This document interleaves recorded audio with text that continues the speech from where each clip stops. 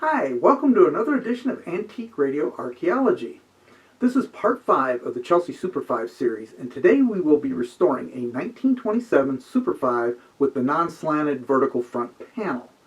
Now, this is an unusual panel in that it's all metal, but it does share the window dials and knob configurations that are normally associated with the 1927 Super 5 Deluxe. Now, I haven't been able to find any advertisements that actually show a vertical panel 1927 Super 5 mounted in a case like this one. However, I have found a couple of ads showing one mounted in a large console with a speaker. So I kind of think that might be what I have here, and it may have been mounted in a smaller case like this. There are some utilitarian placards inside and a small decal that seem to coincide with a chassis that isn't really meant to be seen. So I think I may be on the right track here. They may have had a limited run of these after making the console versions. I really don't know for sure. But what's unusual about this one is, of course, the metal panel. The paint on it kind of has a crackled look to it on the outside, but it's smooth on the inside, and I don't know if that's because of the age of the panel or if it was intentional, but I'm going to try and preserve it as much as possible. I'm still contemplating how I'll refinish it. I've figured out that after I take it apart, I'll know a little bit more, so I'm going to go ahead and wait until I've had a chance to assess it. So let's go ahead and see what we're dealing with here. Inside is where it gets interesting because unlike previous editions, I have this little decal here. There's a little placard for the antenna right there. I got a piece of wood here from the case. It's smooth. There's some rust here, so that's why I'm kind of wondering what I'm going to do here. But I definitely want to preserve that decal if I can. But that's what I'm dealing with. And we really need to get inside of it. I need to see what's going on there. As far as case, there is a couple of condition issues. Obviously you saw that there's a strip of wood missing there, and this kind of moves back and forth. So yeah, I need to re-glue that. So I'm going to try and do, and yeah, this finish definitely needs some work. But it's not, this is not your standard mahogany cabinet. So I'm not sure what it is yet, but I'm going to work on it here. So let's go ahead and take it apart and see what's inside.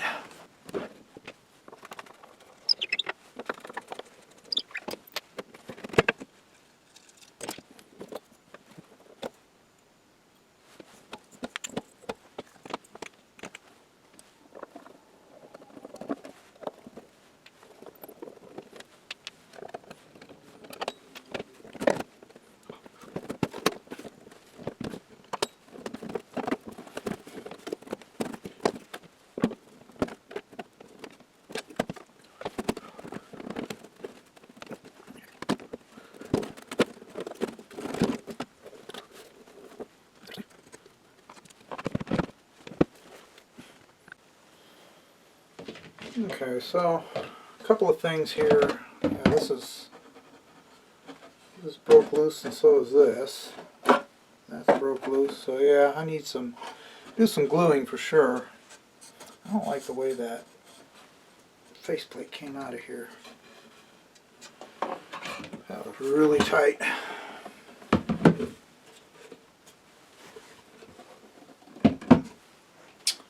Maybe all right here. Yeah, I think so. Not sure where this goes.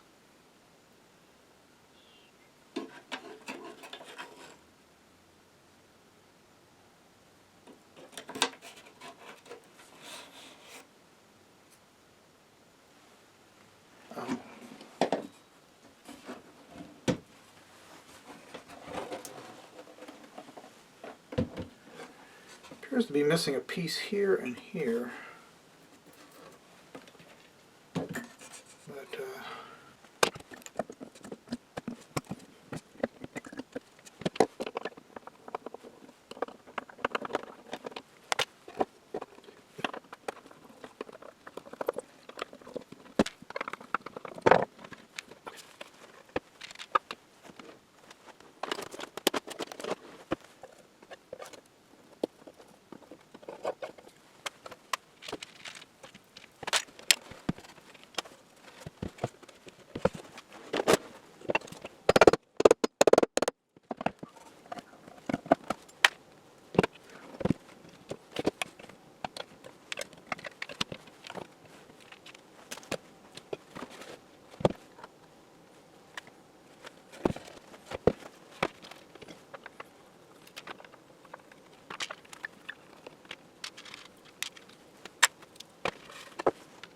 Alright, a couple things I want to point out on this cabinet. Number one, the width here and here matches the kind of wear and rust marks on both sides here. So I do believe that this has been mounted in this cabinet pretty much the whole time. However, I don't believe this cabinet was specifically built for this radio. I think this was a repurposed cabinet. And there's a couple reasons for that. Number one, obviously it was way too tight trying to get this thing back out of here. So that is not good. The other thing is you've got this here and this here. This is a little block of wood that would have been about that wide. If that block had been here for any length of time, I would have seen markings over here. And I don't. There aren't any.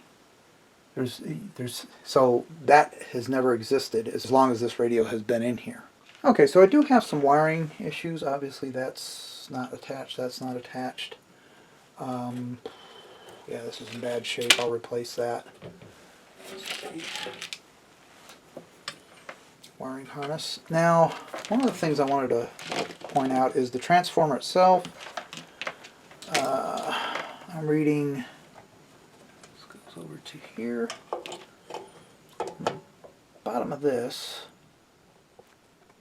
I'm reading 5.69K. The top of it, I'm reading 0.975K, or right around 1K. So I know this transformer side is good. This one over here, I read absolutely nothing. And on the bottom side,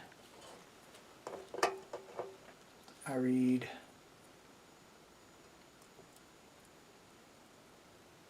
absolutely nothing. So this side is bad.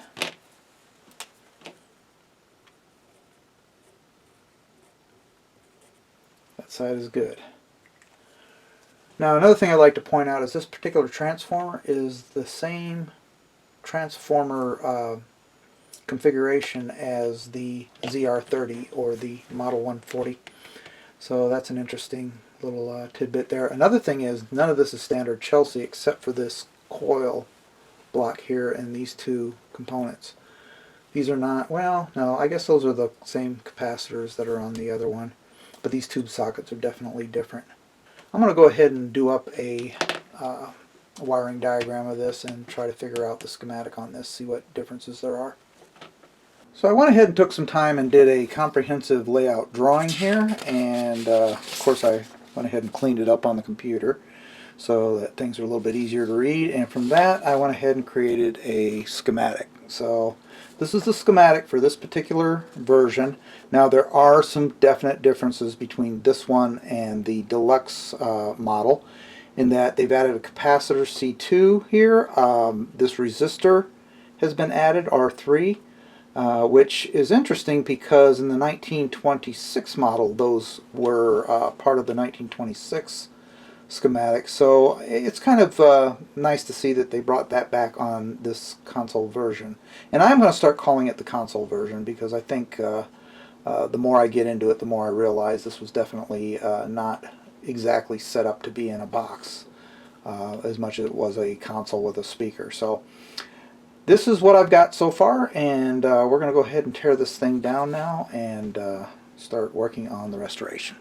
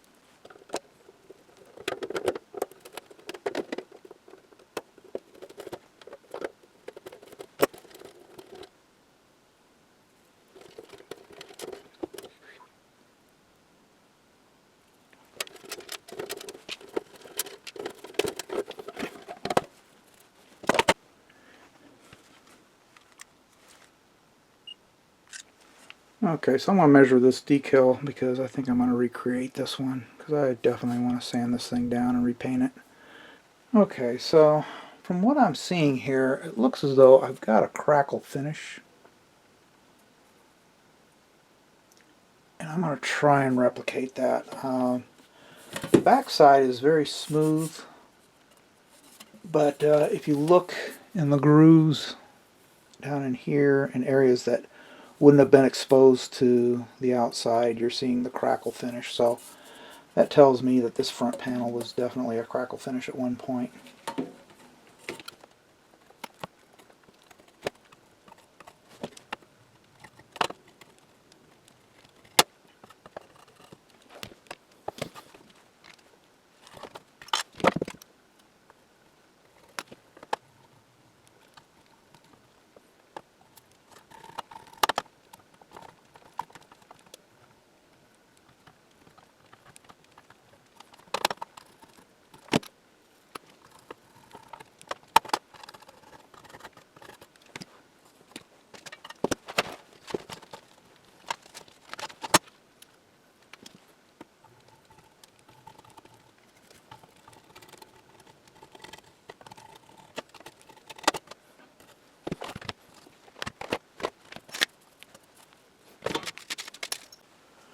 One of the issues that I'm dealing with here is this thing will not slide in here easily.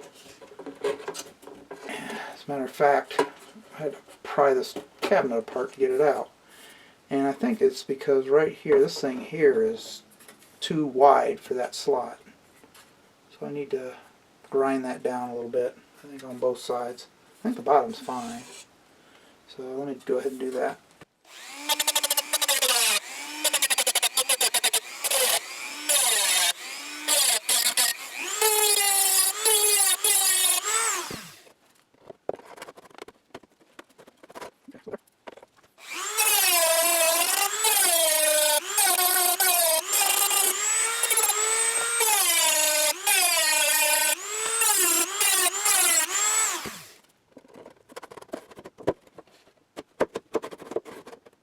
Okay, that's a lot better. Okay, so I'd like to go ahead and get started on this transformer. Obviously this one was good, this one was bad, if you remember me taking those measurements. So first thing I want to do is I got to get these things unsoldered.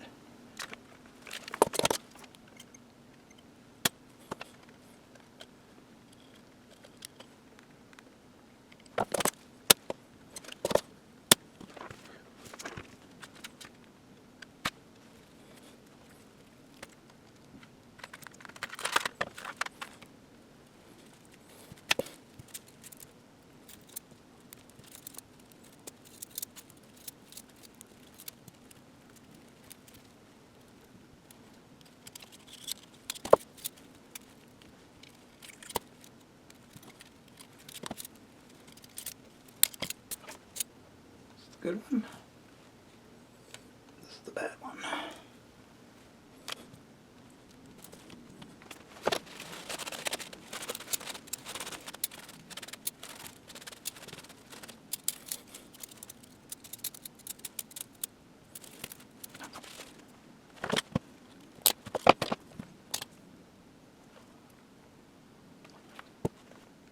Okay, I need to have these things where the primaries and secondaries are inverted.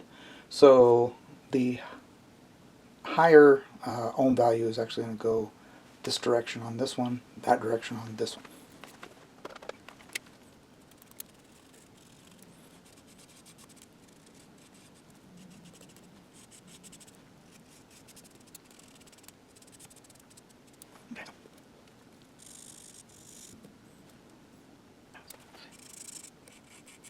Alright, so what I want to do now, I'm going to go ahead and wrap that in tape.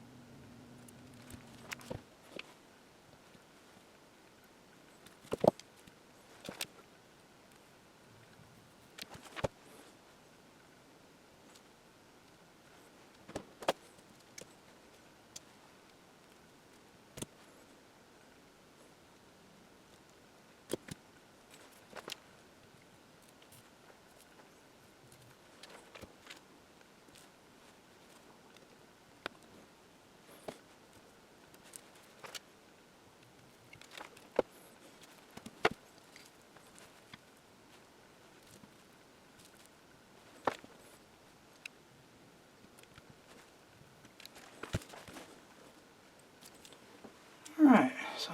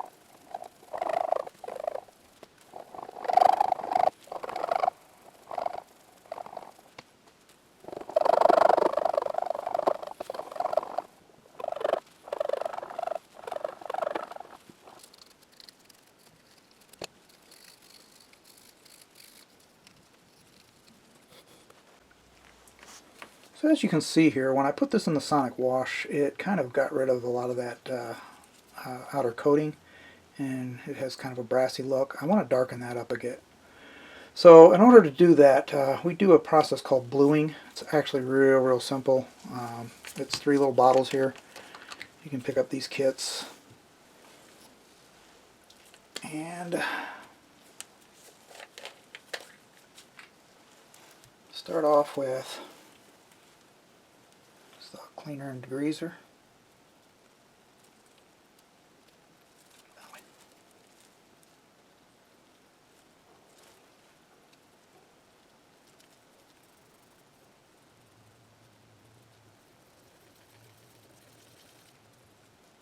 Okay, I'm going to rinse that in water.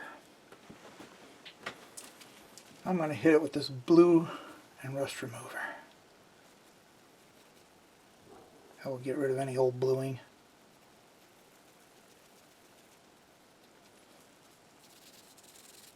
Some steel wool here.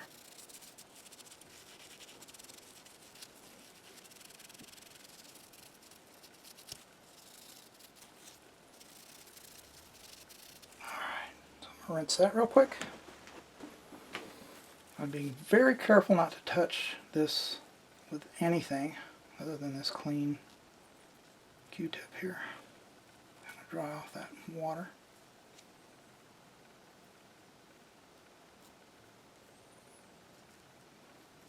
Now the third step is to go ahead and blue it. What I'm going to do is, I've got this third bottle here which I already poured in here. I'm just going to go ahead and use this Q-tip. Hit it real quick.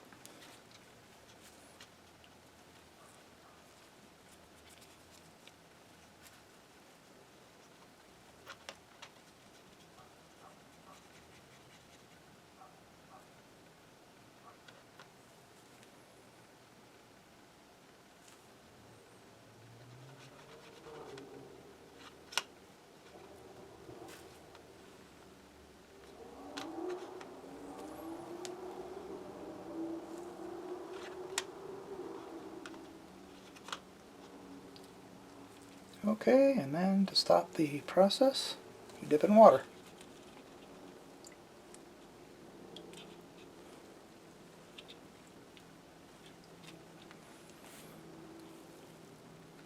And there you have it.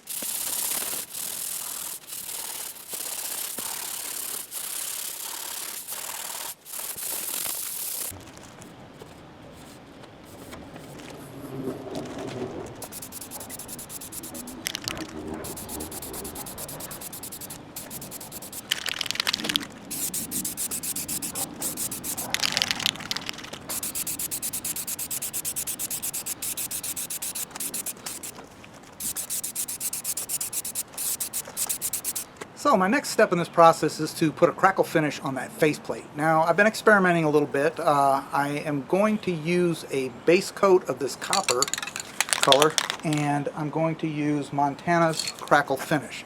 Now unfortunately the finish is a little bit lighter than what was original, but as far as crackle finishes, I don't have a lot of choice, so I'm going to go ahead and use it. Now I did experiment with a couple of different base coats, and what I did is this side here is dark brown and this side is a copper, and I kind of like the copper a little bit better. It really looks good when the light hits it certain ways. So I'm going to go ahead and use the copper as the base coat, and then we'll go ahead and apply the crackle finish over it. So it's a real simple process. We're just basically 2 coats of paint.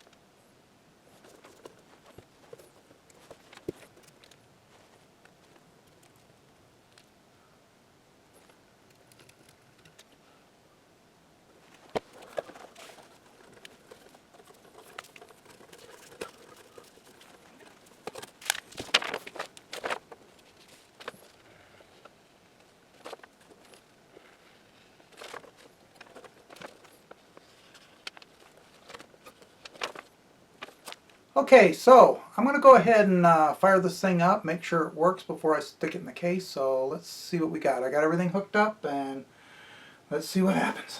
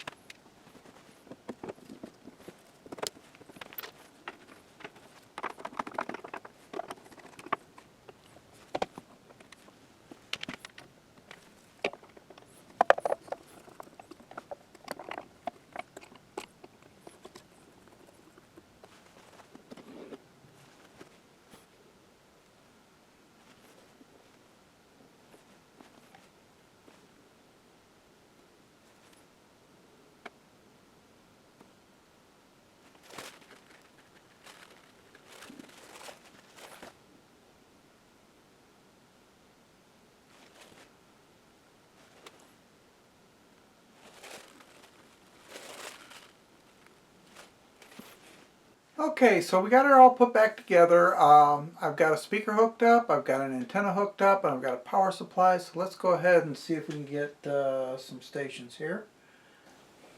Turn it on.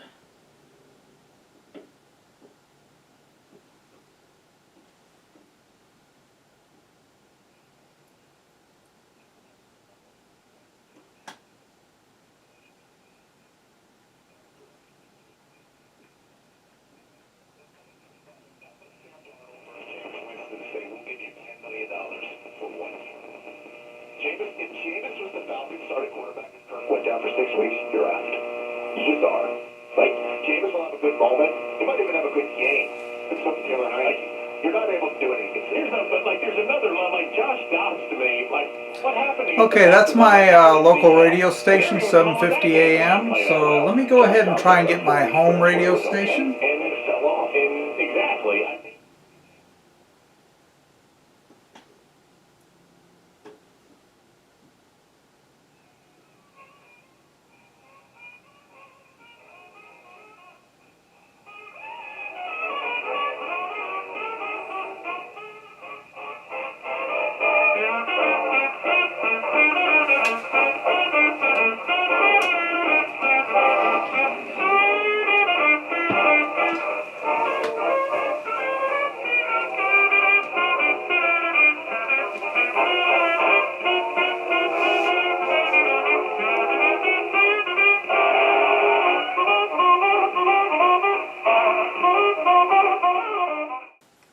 Now I do have to say I really like how this radio turned out. Now I understand that I did deviate from its original dark brown color, but there was a couple reasons for that. The main reason was I couldn't get that color paint, that crackle, and I wanted that crackle finish, which I felt was an original finish, and I needed to replicate that.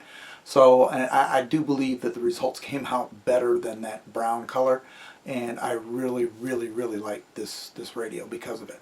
Now, as far as historical accuracy, you can't really say that this is inaccurate, because you have to understand, in the 1920s, the way console radios were used was a retailer would go to a company like Chelsea Radio and order a whole bunch of radios. Now, they would probably specify what color in the case where you could change the colors, like with a metal-faced radio like this.